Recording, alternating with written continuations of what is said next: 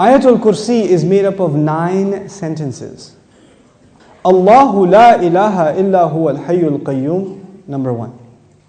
La ta'khudhuhu sinatun wa la nawm, number 2. Lahu ma fis samawati wa ma fil ard, number 3.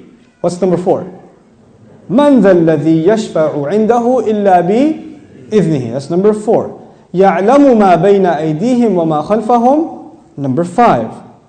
Then, وَلَا يُحِيطُونَ بِشَيْءٍ مِّنْ عِلْمِ إِلَّا بِمَا شَاءَ, number 6. Then, وَسِعَ كُرْسِيُّهُ السَّمَاوَاتِ وَالْأَرْضِ, number 7. وَلَا يَؤُودُهُ حِفْظُهُمَا, number 8. وَهُوَ الْعَلِيُّ الْعَظِيمُ, number 9. 9 sentences. The first sentence is Allahu la ilaha illa huwa al-hayyul qayyum. It's a beautiful sentence which ends with 2 of Allah's names. What are those 2 names? Al-Hayy, Al-Qayyum, the living and the source of all establishment. Everything stands and exists and is maintained because of Allah.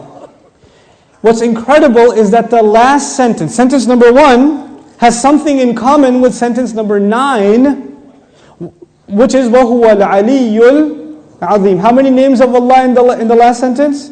2 names of Allah in the first sentence, 2 names of Allah in the last sentence. Okay.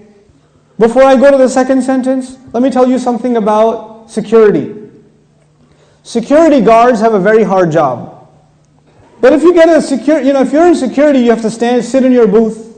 You have to stare at the CCTV for hours and hours. And does it move?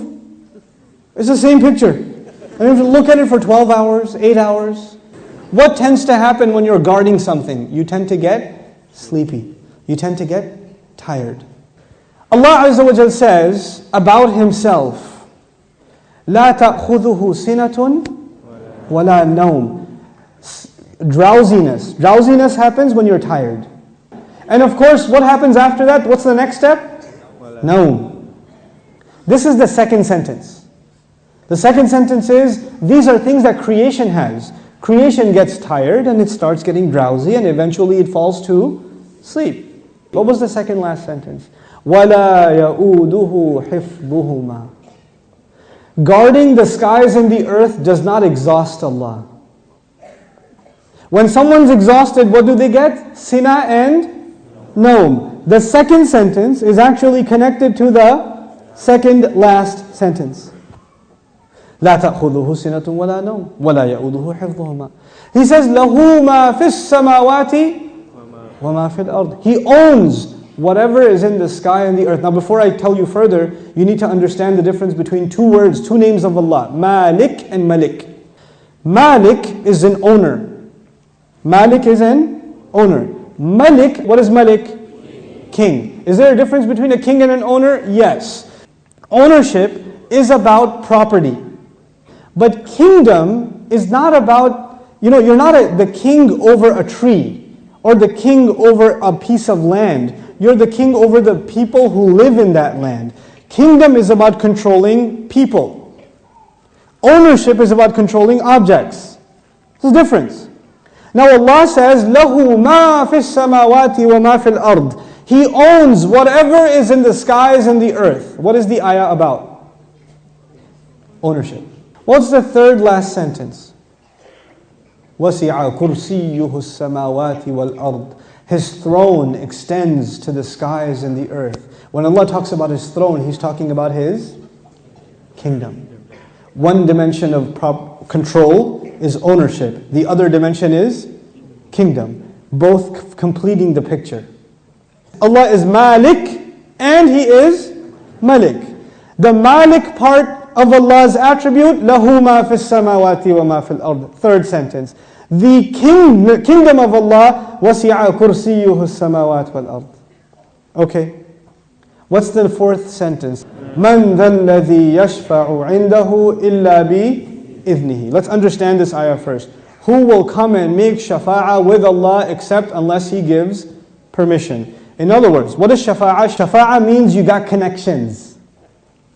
Shafa'ah means that you were about to lose your job, but your uncle is the manager and he came and said, no, he's with me. That's shafa'ah.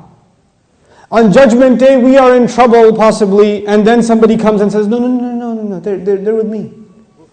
They're with me. Go easy on them, please.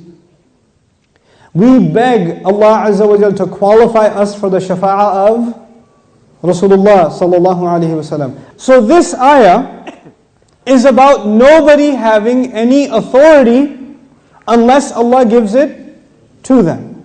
وَلَا يُحِيطُونَ بِشَيْءٍ مِّنْ عِلْمِهِ.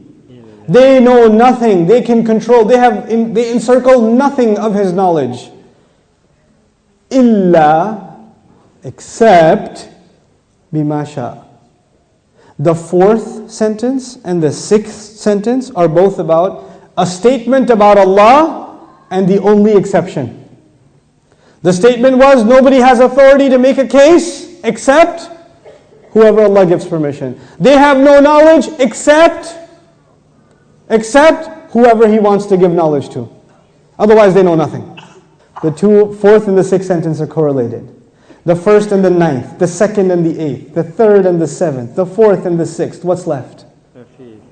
Middle sentence?